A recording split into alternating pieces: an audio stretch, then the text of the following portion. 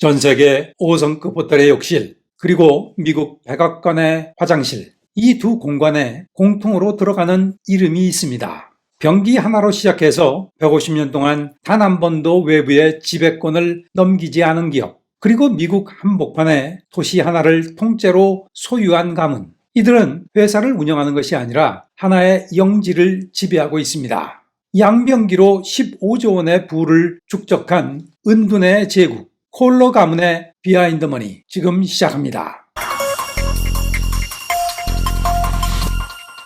1854년 오스트리아의 산골 마을을 떠나 대서양을 건너는 한 소년이 있었습니다. 그의 이름은 존 마이클 콜러. 고작 10살이던 이 이민자 소년의 손에는 화려한 장난감 대신에 가족의 생계를 건 절박한 희망이 쥐어져 있었습니다. 29살이 된 콜러는 결단을 내립니다. 장인이 운영하던 작은 주물 공장을 인수해서 자신의 이름을 딴 기업 콜러를 설립합니다. 그가 판매한 것은 쟁기, 삽, 그리고 말 먹이통 같은 투박한 농기구였습니다. 그의 성 콜러는 독일어로 숯 굽는 사람을 의미합니다. 수세기 동안 불과 철을 다뤄온 가문의 피가 흐르고 있었습니다. 하지만 사업은 곧 무너지기 시작합니다. 경제 불황으로 공장에는 팔리지 않은 말 먹이통만 쌓여갔습니다. 토산의 위기 앞에서 그는 운명을 바꿀 아이디어를 떠올립니다. 저 말 먹이통에 범랑 코딩을 입혀서 욕조로 만들면 어떨까? 그는 섭씨 900도의 뜨거운 가마 앞에 섰습니다. 무쇠 먹이통 위에 하얀 범랑가루를 뿌리고 굽기를 반복하자 투박했던 철덩어리가 마치 진주처럼 영롱한 빛을 내기 시작했습니다. 1883년 그는 이 신제품에 세상에 없던 이름을 붙였습니다. 말구유로 만든 욕조. 당시 미국인들은 1년에 고작 몇 번, 그것도 나무통에서 겨우 몸을 씻던 시절이었습니다. 하지만 도시를 중심으로 상하수도 시설이 확대되고 있었고 그의 욕조는 위생에 눈을 뜨기 시작한 미국 중산층의 폭발적인 지지를 얻습니다. 사실 범랑 코팅 기술 그 자체는 새로운 것이 아닙니다. 고대 이집트와 중국에서는 장식품을 만들 때 이 기술을 사용했고 18세기부터 유럽은 조리기구에도 범랑 기술을 적용하고 있었습니다. 하지만 이 기술을 욕조와 같은 큰 물건에 적용한다는 생각은 그 누구도 하지 못했습니다. 콜러 이전의 욕조들은 나무로 만들거나 구리와 아연판을 두드려 만들었습니다. 이런 재질은 금방 부식되거나 위생적으로 좋지 않았습니다. 콜러는 발명가는 아니었습니다. 하지만 주물 공장의 거친 철과 예술적인 범랑 기법을 결합해서 인류의 욕실 문화를 목재 시대에서 위생의 시대로 송두리째 바꾸어 놓았습니다. 1901년 장업주가 세상을 떠나면서 그의 아들 월터 콜러가 회사를 물려받았습니다. 그는 회사에 더 큰 그림을 그립니다. 사람들이 욕조에서 몸을 씻을 때 바로 옆에 있는 변기 역시 콜러의 이름이어야 한다. 화장실에 있는 모든 것을 팔겠다는 일종의 번들링 전략을 세운 것입니다. 당시 미국은 산업혁명 이후 도시화가 빠르게 진행되고 있었습니다. 문제는 위생이었습니다. 당시 화장실은 야외 구덩이 수준으로 질병의 온상이었습니다. 변기는 도시 확장의 가장 큰 장애물이었습니다. 그는 앞으로 위생이 큰 산업으로 발전한다고 확신합니다. 양변기는 사치품이 아니라 필수 인프라 제품으로 바뀌고 있었습니다. 당시 미국에 불기 시작한 실내 위생 혁명의 파도를 월터 콜러는 정확히 올라탄 것입니다.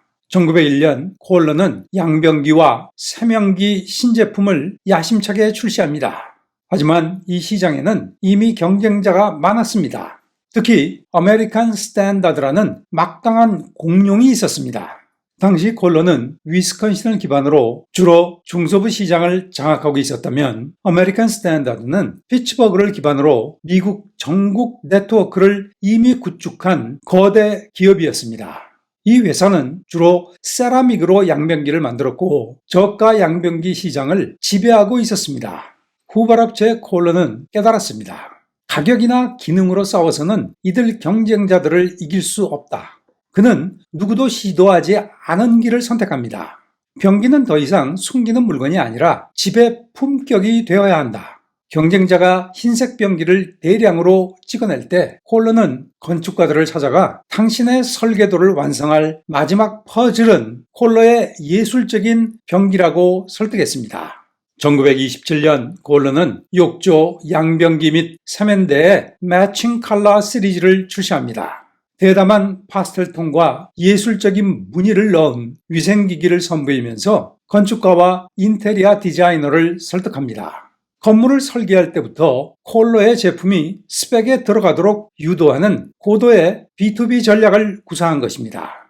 병기는 단순히 오물을 처리하는 도구가 아니라 집안의 품격을 결정하는 화려한 가구로 재정이 되는 순간입니다.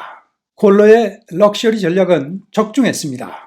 세계 부호들과 5성급 호텔은 콜러의 위생기기에 매료됐습니다. 욕조를 만들던 기술력이 전 세계 화장실을 지배하는 예술로 승화되었다고 극찬했습니다. 현재 세계 5성급 호텔의 약 30%가 콜러의 위생기기를 채택하고 있습니다. 현재 전 세계 위생기기 시장은 3개 회사가 산업의 50% 정도를 점유하고 있습니다.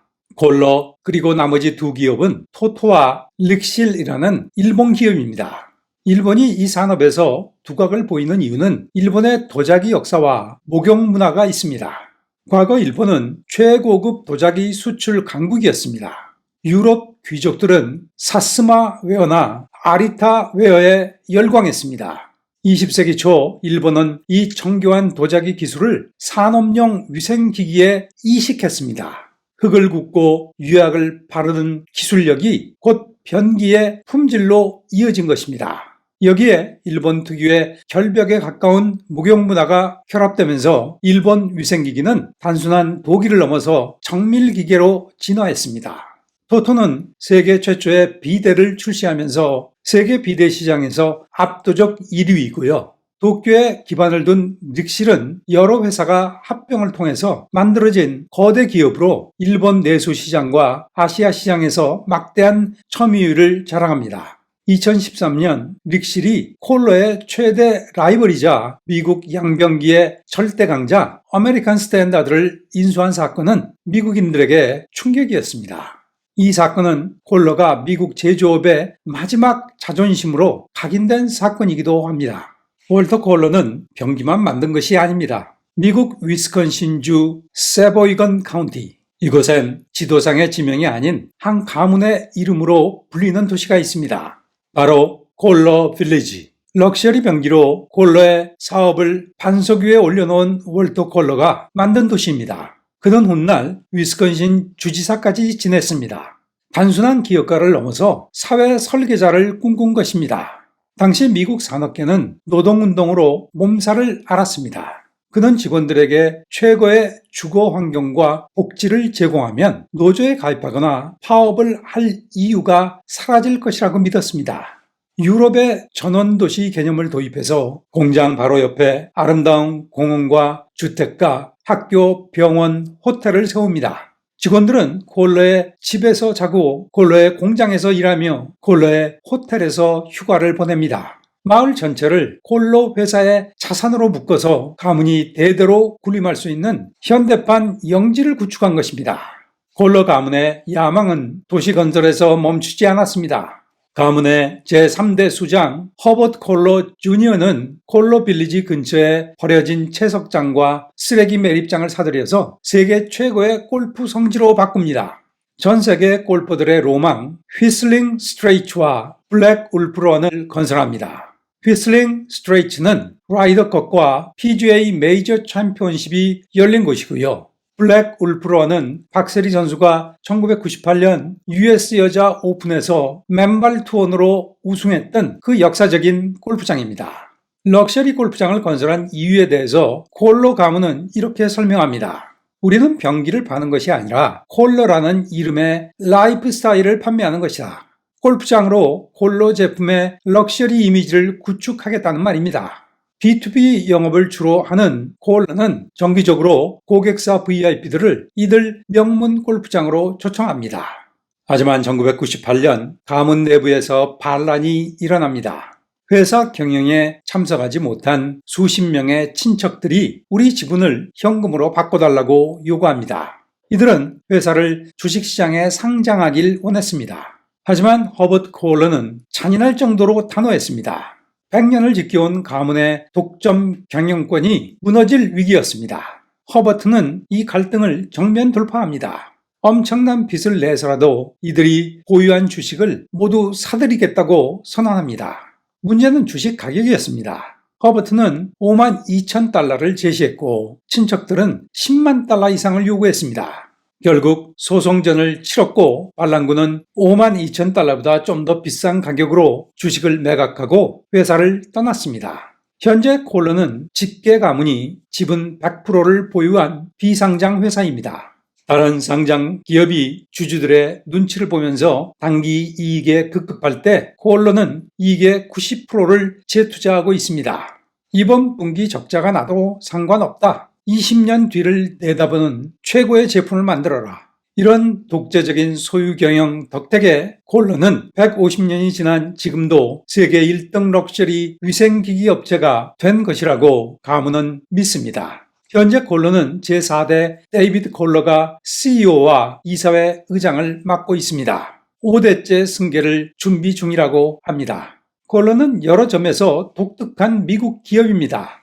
150년 동안 비상장 가족 기업으로 운영되는 점, 그것도 가족이 창업자부터 4대까지 CEO를 맡고 있습니다. 더구나 제조업이 초토화되고 있는 곳에서 미국의 자존심을 지켜주고 있습니다.